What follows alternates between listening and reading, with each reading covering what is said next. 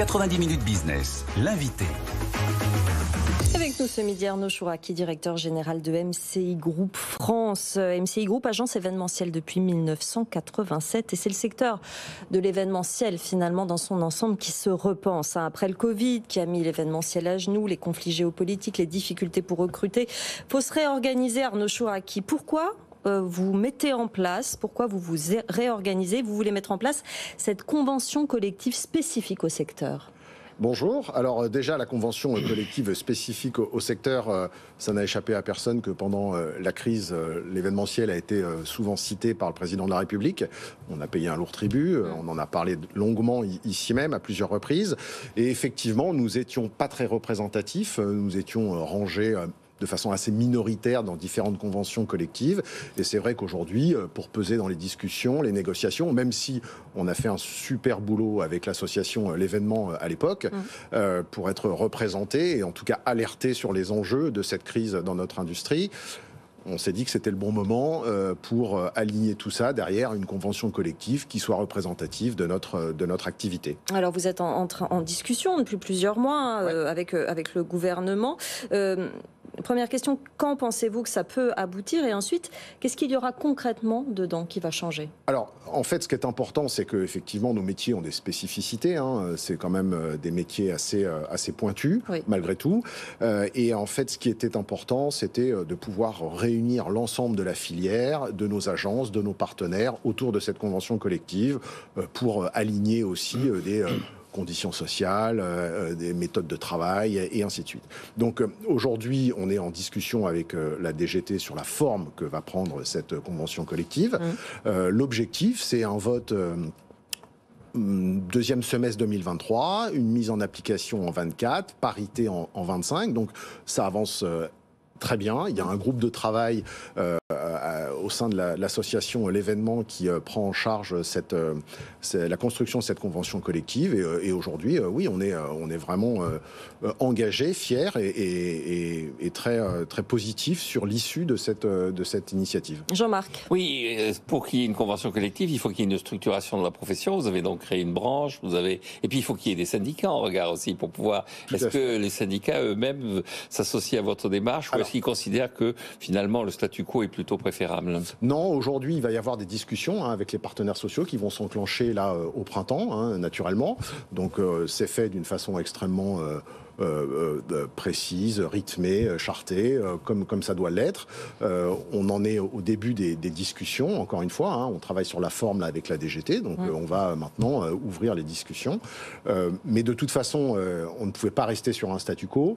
La crise a provoqué un véritable chaos en fait dans notre profession. Il y avait déjà eu le sujet des codes APE, on en avait parlé.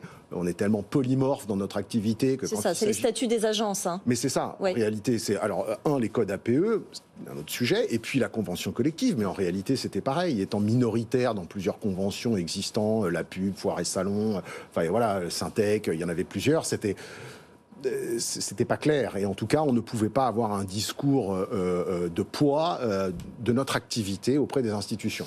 Est-ce que c'est aussi pour attirer à nouveau les talents, ranger un petit peu chez soi, parce que effectivement on l'a constaté au fil des mois, le secteur comme la restauration d'ailleurs, parce qu'il y a le même genre de contraintes, ce sont les horaires, ce sont les conditions de travail qui posent problème. Comment on attire les talents, quels sont les arguments qui pourraient marcher auprès des jeunes à l'avenir et qui pourrait figurer dans cette convention?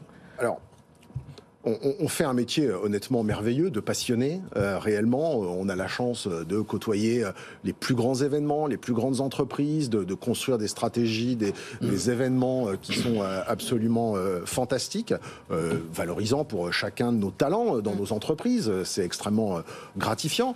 Et c'est vrai qu'aujourd'hui, la crise a aussi provoqué, là encore, un vrai tremblement dans nos équipes, dans les staffs, dans l'ensemble des collaborateurs de nos agences, mais de nos partenaires, vous l'avez cité, dans l'hôtellerie, dans la restauration, le monde de l'accueil, la décoration, la technique. C'était beaucoup d'équipes de freelance, de gens hyper compétents qui venaient en mission sur des projets. Oui, il y a eu beaucoup de changements au sein de tout cet écosystème. c'est pas facile encore aujourd'hui de recruter. C'est dur parce que c'est un métier exigeant, on le sait. Hein, on entend tous parler de workflow balance entre la vie pro, la vie perso. C'est compliqué. Justement, la restauration a identifié clairement les horaires qui posaient problème, les coupures en plein milieu de journée, le problème des salaires, les conditions de travail, le sens. Vous aussi, vous avez identifié ces choses-là et vous avez des propositions, des aménagements concrets à faire? Votre question est hyper compliquée parce qu'en réalité, on est tous ultra connectés sur nos portables, sur nos ordinateurs et on est sollicité à n'importe quel moment par nos clients. Nos projets vivent la journée, vivent le soir, vivent à l'étranger, vivent le week-end, les montages, construire des stratégies dans un temps record, les produire dans un temps encore plus record. Donc en fait, c'est extrêmement compliqué de trouver cet équilibre parce qu'effectivement, le rapport au travail a changé et c'est compliqué de se structurer d'une façon justement, j'ai une question qui me vient à l'esprit, c'est que dans la logique de la convention collective, il y a une logique salariale. Est-ce que c'est de la bonne structure? C'est pas plutôt l'auto-entrepreneuriat, des petites sociétés qui passent des contrats, plutôt que d'organiser ça suivant le mode historiquement un peu daté du salariat? Alors, c'est... Non. Ce serait pas ça la solution, d'accord? Non, je vais vous donner la réponse. C'est qu'un grand groupe corporate ne fera jamais appel à une petite structure et c'est tout à fait normal pour des raisons de sécurité financière, pour des raisons RSE, enfin c'est pas possible, ça marche pas. Quand vous êtes en face de grands groupes français internationaux qui vous commandent des gros projets, des grosses stratégies de communication, d'engagement. On ne peut pas déléguer à l'infini. Ce n'est pas que déléguer. Nous faisons appel, nous, à ces petites structures. Tout à fait, parce que nous sommes des agrégateurs de talents, de services, de compétences. En revanche, un grand groupe ne peut pas confier un projet ambitieux à une toute petite structure qui pourrait disparaître du jour au lendemain.